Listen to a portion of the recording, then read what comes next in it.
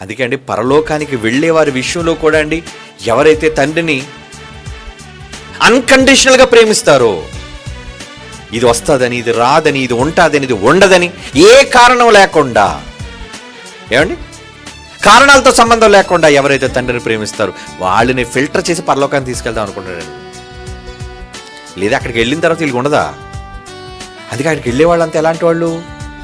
లోకంలో ధనాన్ని వద్దనుకునేవాళ్ళు, అధికారాన్ని వద్దనుకునేవాళ్ళు, పదవులను వద్దనుకునేవాళ్ళు, సుఖభోగాలు వద్దనుకునేవారు. మాకు తండ్రే ముఖ్యం అనుకుని తండ్రిని ప్రేమించే వాళ్ళే పరలోకానికి వెళ్తారు.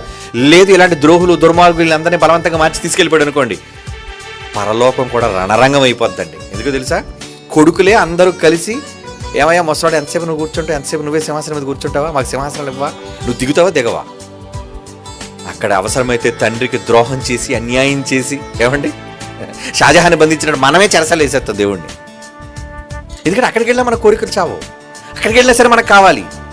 కానీ అక్కడికి వెళ్ళే వాళ్ళందరూ ఎలాంటి వాళ్ళు వెళ్తారు? సింహాసనం తీసుకొచ్చారు అనుకోండి, ఎందుకు నాన్న, నీకన్నా సింహాసనం నాకు ఎక్కువ, నాకు వద్దు. అలాంటి మనసు అండి.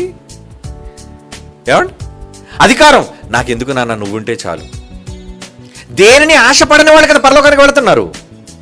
పరలోకానికి వెళ్ళే వాళ్ళ సంఖ్య అంతా ఎలాంటిది, జాబితా ఎలాంటిది, భక్తులందరూ ఎలాంటి వాళ్ళు?